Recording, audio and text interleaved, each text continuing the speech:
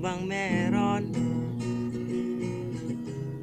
Ba't di mo ko kayang pansinin? Pangit ba ko sa iyong paningin? Ano bang meron? Natatakot ka ba na baka'y masaktan kita? Pero sinta, huwag kang mag-alala, di naman ako tulad ng iba.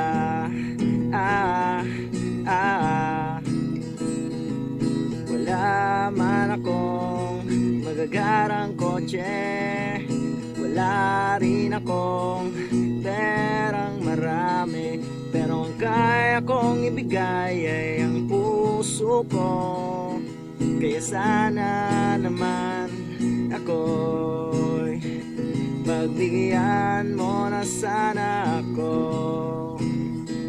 Di naman ako tulad ng inakala mo. Di naman ako gwapo, wala ring auto, at ang kayang ibigay na ang puso ko. Kaya wag mo na sana akong itaboy, kasi di naman ako fuckboy.